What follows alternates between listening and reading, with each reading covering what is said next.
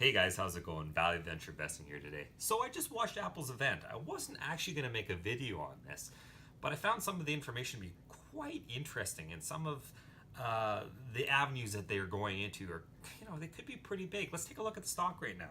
Apple stock, it was relatively unchanged today. It's about 188 and 74 cents. Now the markets are closed.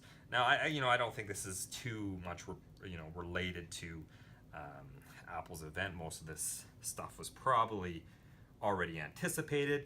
The S&P 500 is pretty much flat. The Dow, it's pretty much flat.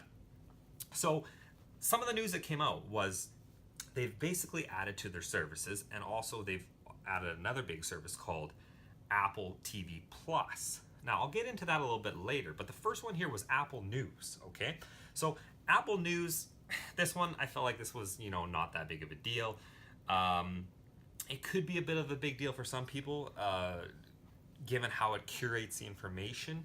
It brings news services together, and I believe it's $10.99 a month. But it's also bringing magazines to the fold as well. There's National Geographic. There's a lot of newspapers that are big in, like the Washington Post in the U.S., some in Canada as well. So this one was something that I figured was, probably not the biggest news of the day, but still it could be, something that's kind of important to services in terms of curating information to people that might already be paying a certain amount of money for a newspaper services or magazines. Personally, I'm not really into that. I get most of my news, online, and I'm not going to pay for it. But it was something interesting as well.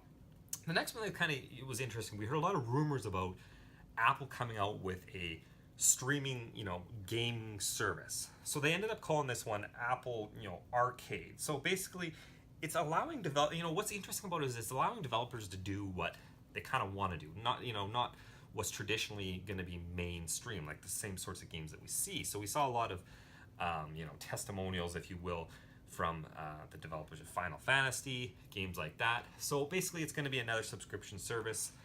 They didn't disclose what the price was going to be on this one. However, they did disclose that you're going to pay a set fee. I imagine it's probably going to be $9.99 or $10 a month or something like that.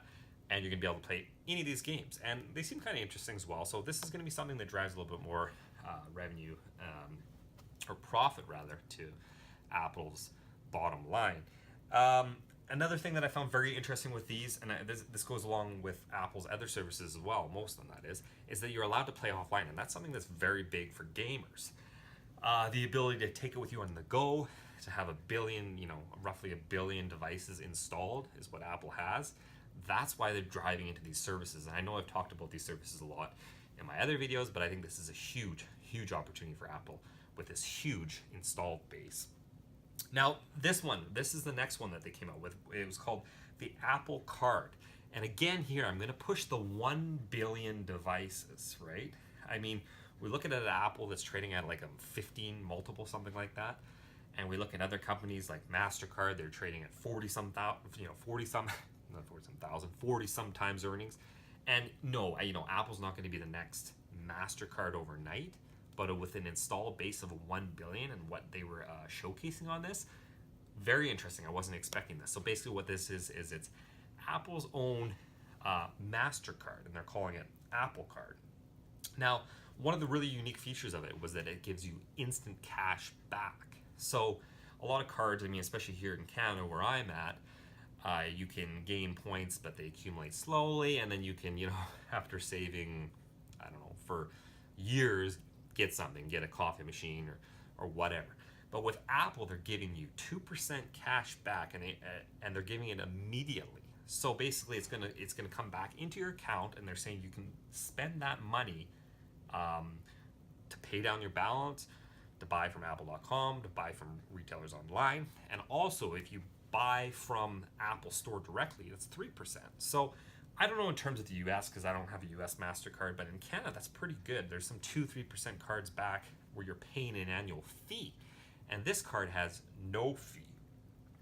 So they partnered with Goldman Sachs and MasterCard. So I don't know exactly how this deal is going to work. How much kind of revenue they're going to derive from it, but that could be huge for, like I said, for a 1 billion devices installed base. This is something when it comes in Canada I will use, right?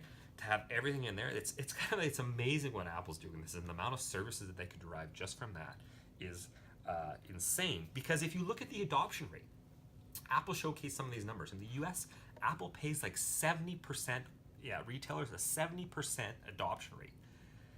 Apple pays pretty new, 70%. In Canada, it was 80%. Like, you gotta just stop and think about that for a sec. Now you're gonna be adding a MasterCard onto that.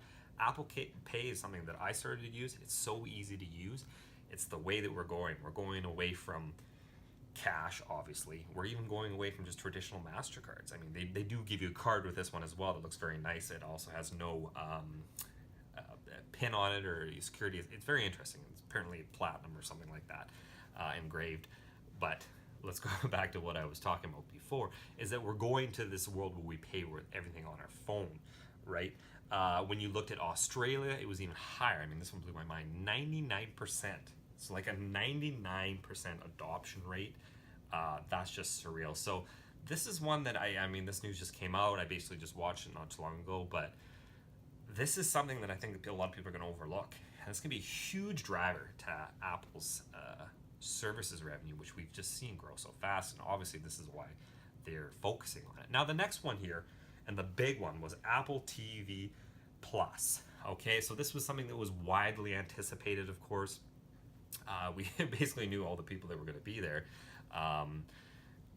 We didn't know how it was going to be structured. We still don't fully know how it's going to be structured. But again, I'm going to pound in the 1 billion devices. I mean, even if we don't see growth in Apple's hardware division, which I think we will. I mean, I think that this slowdown that we're seeing right now is going to be short-lived over a long period of time. But even if we don't see a lot of growth, we might see them somehow, migrate these services in with purchasing new devices. There's a lot of interesting things that they can do. But this Apple TV Plus, I think, could be absolutely massive. Who did we see there? We saw Steven Spielberg. We saw some very big names. And I think for something to come out, out after Netflix, to try to compete with Netflix and that type of thing, you're going to need big names. But more than big names, you're going to need great content. And some of this seemed kind of interesting. They're pretty vague about a lot of it. But Steven Spielberg was basically talking about a set of stories.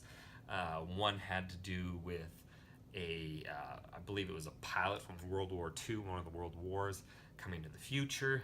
Seemed kind of like an interesting concept, and basically these are going to be series. I think all of Apple's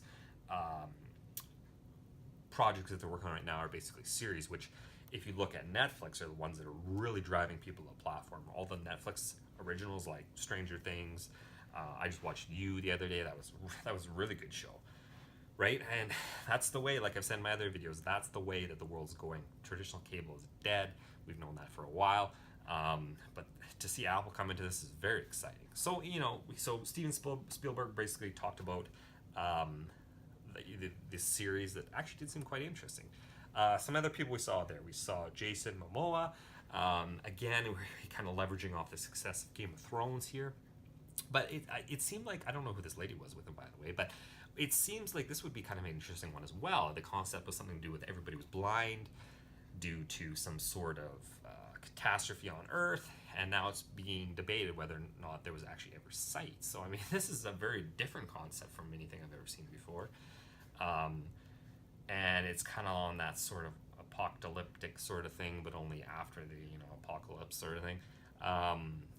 But it really kind of gives rise to some very interesting concepts and ideas. If you couldn't see and you thought maybe we never saw, what is reality sort of thing. But we can go down this long road about these, but this one looks very interesting. And again, this guy is a guy that will drive a lot of people to this service.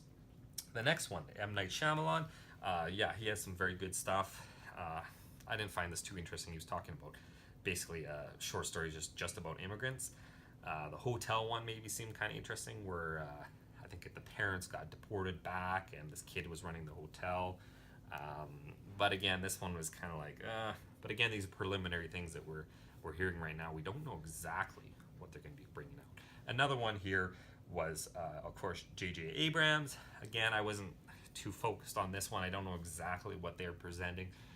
But if he's in the mix again, something that can bring a lot of value to the service. We saw Jennifer Aniston, Reese Witherspoon, and also Steve Carell. My opinion, this one seemed kind of stupid. It was about a talk show, something like that. So I kind of, it's good to have a lot of different services, but I'd like to see something that competes a little bit more with Netflix, whereas Apple had the, carpool karaoke and stuff like that. I don't know how like a talk show would go, but if we have a service, I like Steve Carell, so it could potentially be something valuable as well. And of course, at the very end there, we saw Oprah come in, and she was very vague about what she's going to be doing as well.